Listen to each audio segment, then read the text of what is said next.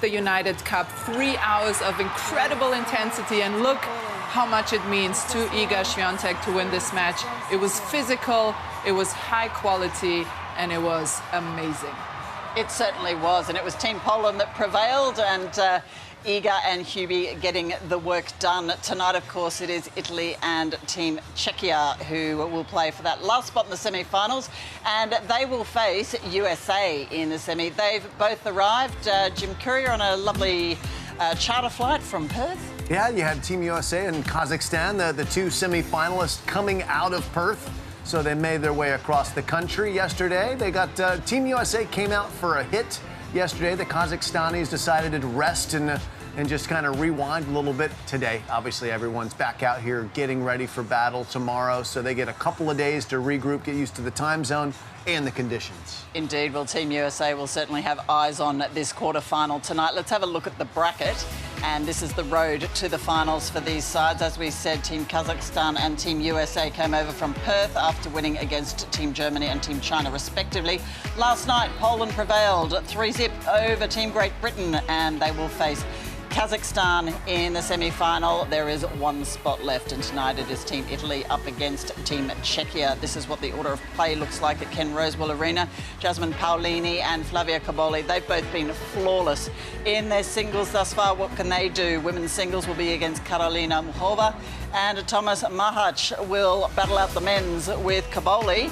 And then will the mixed doubles be required? We will see those players in action, and we'll find out who will take that last spot. Jasmine Paolini and Karolina Muchova, Andrea, whatever else this will be, it'll certainly be fun. It will definitely be fun. Two of the more talented players on the WTA Tour, and in fact, Karolina Muchova, she leads this head-to-head 4-0, and I think it could be different today. I don't know. Karolina is 1-1 here at the United Cup. Jasmine Paolini, as you mentioned, she is picture perfect, and there is a reason for it because she's improved incredibly, especially on the forehand side. But just in general, and I'm glad we have our beloved colleague Laura Robson to tell us more about it, right, Steph? We absolutely do. So Laura's popped in to have a look on the big screen and tell us more, because she's always been fun to watch, Laura, but there's been some fine-tuning, right? When we think about what Paolini's doing so much better after that meteoric rise of the rankings in 2024, is because she's playing more aggressive, and we talk about it so much in commentary, but it's so nice to have the Bolt 6 comparisons. This is AO 2023. You see on the forehand side in particular how she retreats there, and then from that position to get herself back up the baseline is an uphill battle. So to see her positioning on average with the rally hit points in 2023, way back, more than a metre behind the baseline. And really the biggest difference is that she's totally changed that. And from there, her forehand speed has increased on average 10 kilometres per hour faster. And then if we compare it to even United Cup 2024, this is a match against Angelique Kerber. Straight away, the change with the return makes a big difference. From there, she doesn't let herself get too far back. And as soon as she does drop back, cuts off the angle again and plays the forehand on the outside leg super fast. I mean, that is just a huge change that she's made from the 2023 off-season into 2024, right up on the baseline. And it just means that her whole game style is more aggressive, but that changes your mentality too. So we see United Cup 2025 even further up the baseline, and from here you see the doubles that she's played all throughout the year with Sara Errani, and how that's added just another element to her game. So it has made the least unforced errors out of any player in the tournament, even closer up the baseline. And it's a scary thought that Paolini is playing even more aggressive in this season, because you thought it couldn't get much better than last year. Aren't we lucky to have Laura Robson in our team?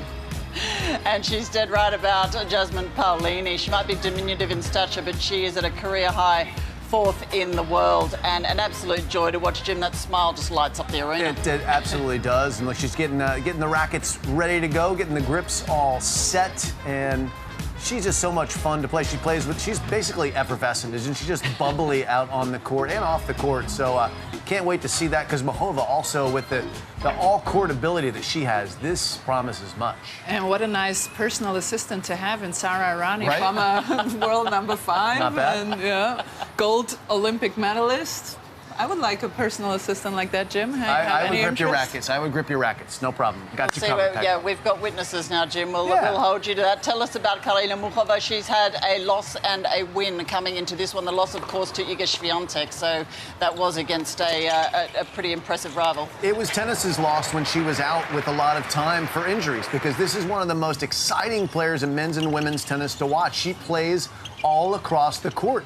She's got the slice backhand. She gets to the net. We've even seen her serve and volley, Andrea, out here. It's amazing. It's so enjoyable, right? Yeah, absolutely. And she played really well against Iga Swiatek. It just so happened that Iga had one of the better days, and we all know when she's on top of her game that it's really hard to beat her for anybody in the world. But I saw a lot of improvement in Karolina Muchova's game, especially on the returns. She's trying to take them even earlier. She's trying to be even more aggressive off of them. We saw even some of your favorite game, Crush and Rush. Yeah, exactly. hit that return and get to the net. I was thinking of you, exactly, Crush and Rush. Yeah. So I think we will see a lot of net play and a lot of variety. I think we can see her win a major at some point in her career. She has that type of ceiling. Yeah, and I wonder if it will be in 2025. How about her compatriot, I beg your pardon, how about compatriot for Muchova? It will be Machac, but when we look at his opponent, which is Flavio Cobolli, he is also undefeated, and he had this match against Umber, but he's also come through a 3-hour epic against Ruud. Listen, Yannick Sinner has taken the spotlight in Italy. We understand why, but they have so many good players, and Cobolli is another good young one, 22 years young. Explosive power. This guy is so electrifying with his movement, and he's bringing the passion too. That's a big win over Humbert, who is a swashbuckling lefty from France. That was a high-quality hit out, and Cobolli's coming in with confidence. He's fit, he's fresh, he's ready, and against Machac, that's a big opportunity. And on top of that, he looks like a James Bond villain. Well, there you go. Thank you for adding that to the... for adding some tennis analysis. You're going to see him a little differently now. So, Machac, how do you see his court play? How does that match up with what Cobolli offers? You know, Machac is another one of these guys who, if you blink, he'll be at the net. He's a very aggressive mover. He's got the quadzillas going. The shorts can't even contain him. He's got big power on the forehand wing, a really nice compact backhand. This is a guy who has kind of snuck up on the tour, and now he's making himself a big part of it. Able to handle Hurkacz, who is still kind of coming back from his injury, and he's changed a whole bunch of things, including his racket and his coaching staff. And he couldn't change this result. Machac just toughed him out in 3 sets, and he was so fired up. And, of course, Team Czechia, he has his personal coach as the captain, and Daniel Vacek, so a lot of good vibes for him. Well, these guys have spent a fair bit of time on court. You two have been out the middle. It's nice and breezy here in our studio, which backs onto the garden. What's it been like inside? And there is a bit of humidity around today. Yeah, absolutely. I think that you underestimate, even outside when it's breezy and it feels nice, under the roof it does get very humid, it gets sticky, it gets toasty, so these players need to be fit. We saw it even with Iga Swiatek, one of the fittest players on the tour, who was struggling physically in that a 3-hour epic yesterday, so it is definitely challenging. Well, when you have the canopied roof on top, you don't get any airflow, so it gets very static in there, and it's humid at times, and the humidity, when you get all 10,000 people in there, you know, you're going to get some humidity in there, and that's going to slow things down, make it tougher to finish. The balls get heavier, and then at that point, it becomes more physical, and that's when the players really need to dig into their reserves. Yeah, indeed. Well, Andrea, I know that you're calling the women's singles, so we're going to let you go. Make sure you get some rackets for your assistant. That's okay, you're ousting me. For you, but I hope it's not too hot inside. Team Italy certainly know how to keep things cool. Let's have a look at them cooling off at Urban Surf in Sydney.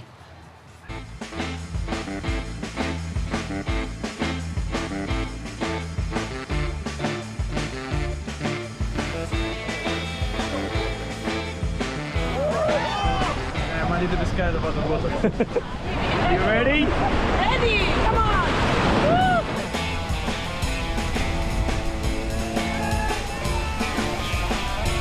The first time was the best one, but these kind of things, this new sport. Of the tournament, and the quarterfinals action is here at Ken Rosewall Arena in Sydney. It has been absolutely fiery. Let's look back at the highlights of the 7th night of competition.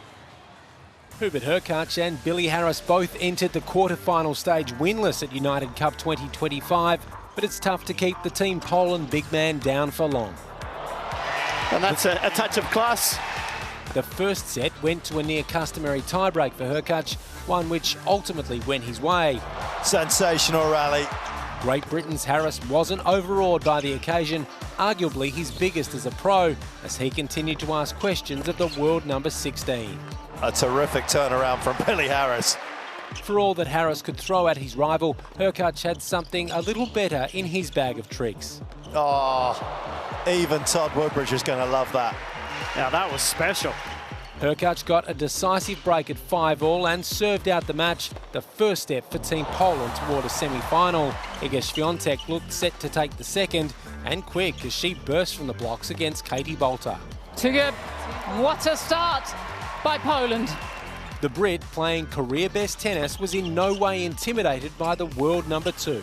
A scintillating first set off to a tiebreak where Bolter's stunning form reached new heights. The fight back starts here. Świątek had other ideas. She surged in the second, a 73-minute first set followed by a 43-minute 6-1 masterclass from the Polish superstar. That is spectacular. The third set, a throwback to the opener, as Bolter brought her best yet again. Yep. An exhilarating contest right to the end, the tennis gods smiling on the 5-time Grand Slam champion. As she made it, she has. Wow. 1 millimetre. Oh, wow. Team Poland through after a near 3-hour thriller, desperate to make amends for last year's final defeat. Well, Team Poland through to the semi-finals, and they will face Team Kazakhstan in the semi-finals of the United Cup. It's a gorgeous day in Sydney, the Harbour City playing host to the remaining finals of the United Cup out at the Ken Rosewell Arena. We have the last of the quarterfinals tonight. It will be between Team Italy and Team Czechia. They will take on Team USA, and one very interested observer will be the 2024 ATP Coach of the Year USA team captain, Michael Russell. Finally, another American. Thank you. Welcome to Sydney. How's your trip been so far? It's been great. We're undefeated, so we're here in Sydney, which is obviously the main reason we're down here. But we love coming down to Australia, you know, every summer. The vibes, the people, the culture, it's just amazing. Well, the on-court stuff has looked pretty good, but the off-court stuff has looked really fun. We've seen you Rottnest Island. You met a quokka? Met a quokka, tried to get a good selfie. It was a little bit challenging, but I think, yeah, see there, I'm a little farther away than I should be, but, you know, I tried. They look super cute, and I'm embarrassed as an Australian that I haven't actually seen one.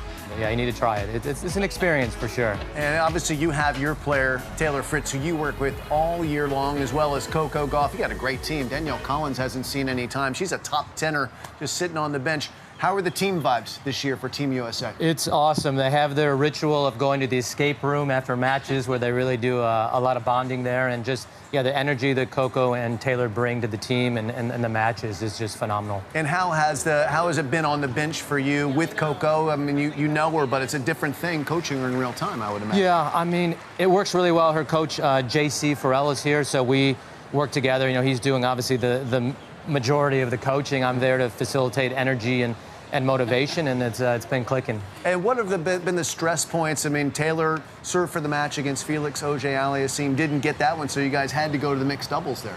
Yeah, I mean, I think it's great adversity, first match of the year, to have to go through that and finding a way to bounce back and win the next match. But, you know, that's what the competitor Taylor is he's got to come out in the mixed doubles and forget.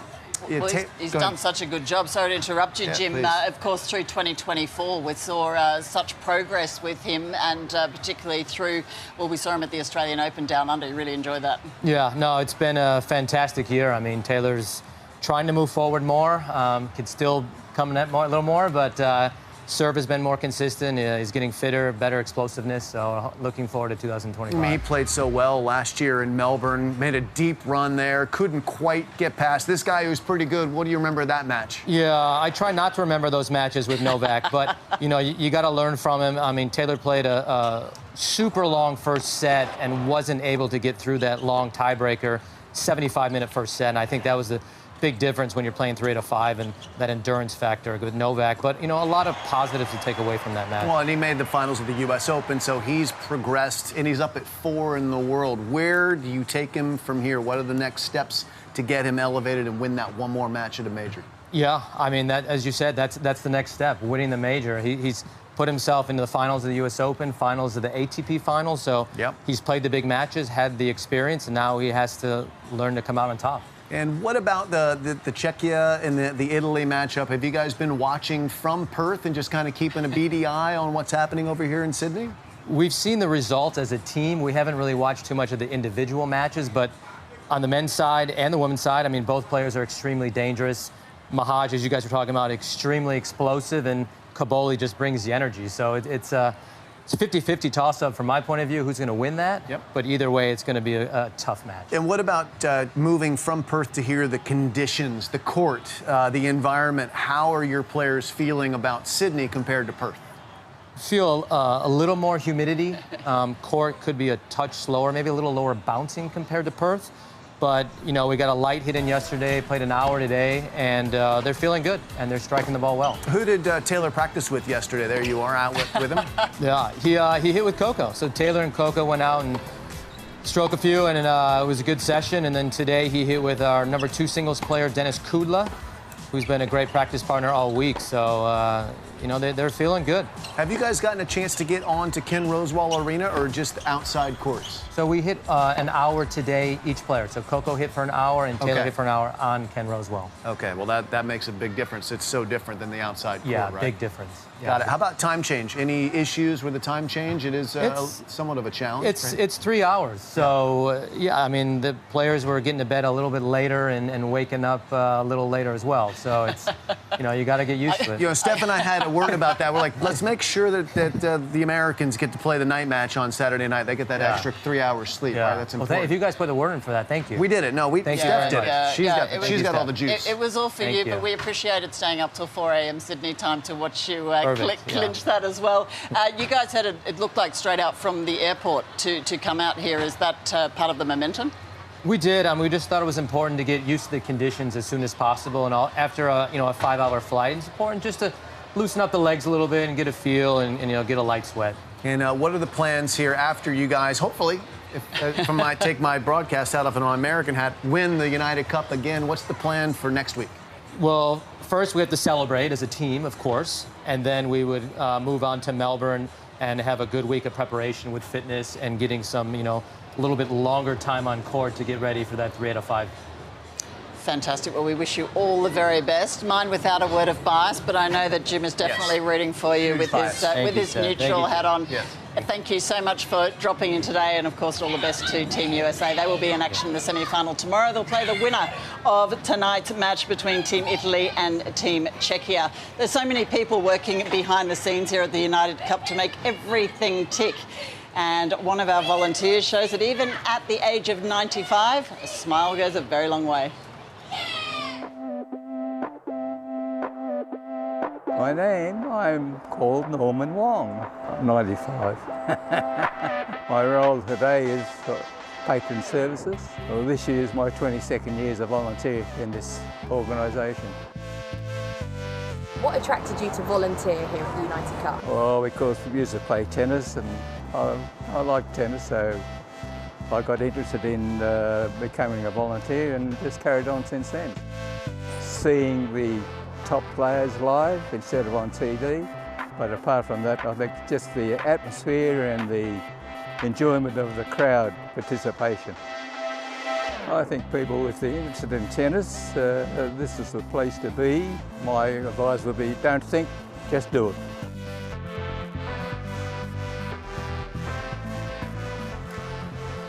There's been some super tennis to enjoy at the 3rd iteration of the United Cup. Let's have a look back at some of the top shots from day 7.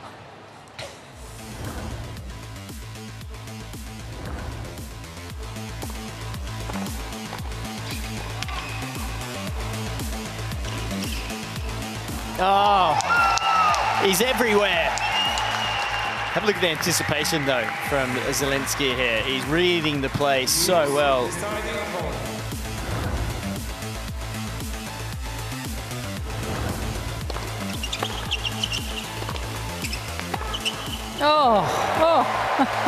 Hips were down there. As low as you can go.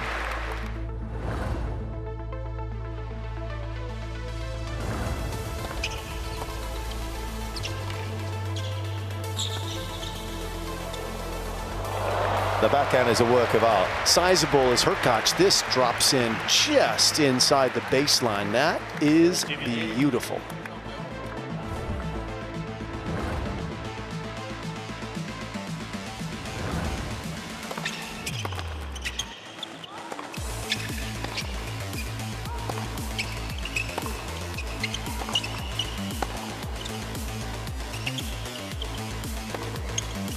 Too good. What a start by Poland. 138 kilometers per hour on the backhand side. That is a very fast-paced shot.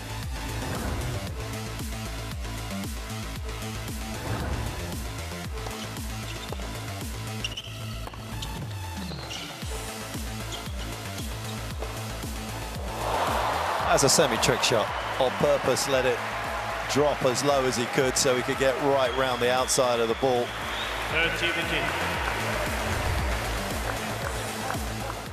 Yes, the top 5 shots from yesterday, plus a bonus shot of Jim Courier scrambling under the desk for his water. I was looking for water, and I was like, I'm in your shot. I might as well get right back in there. So, and I came. We're keeping it loose here at the United Cup. We are always a bit delirious at this point. Quarterfinals action, though, still to come tonight. So Sydney's where it's at, one quarterfinal, and the semi-final spot up for grabs will be facing the USA. It's Team Czechia and Team Italy on court. Your commentary team here will be Sam Smith and Andrea Petkovic. Daniel Vacek, Patrick Rikil, Vandula Voldmanova, Meaik Gengal, Gabriela Knudsen, Thomas Machac, and Karolina Muchova.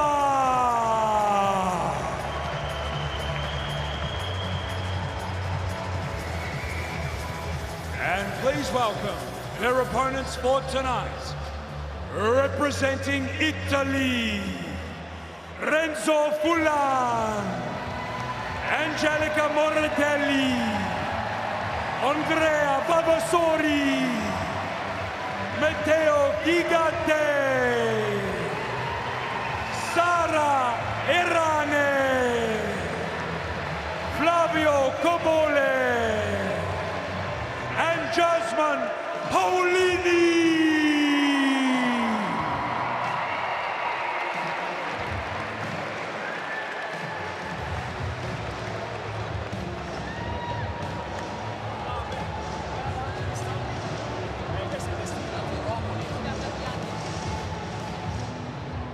And now, if you are able, please be upstanding for the national anthems of Czechia and Italy.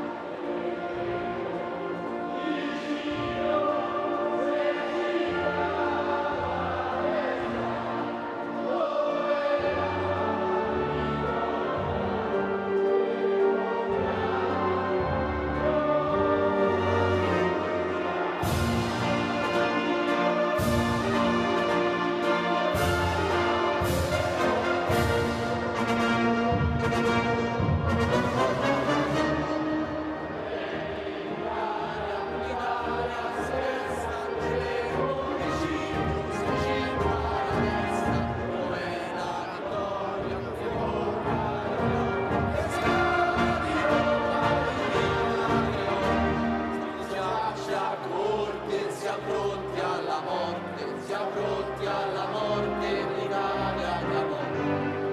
Si giace a morte, siamo pronti alla morte, siamo pronti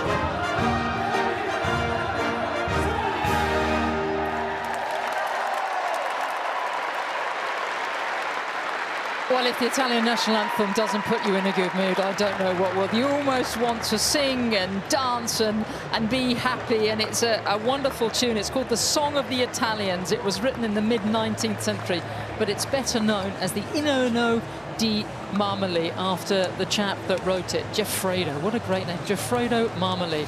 And it just gets you pumped and ready to go. The Czechs also have a wonderful anthem as well. It was adopted with the new Czech Republic on the 1st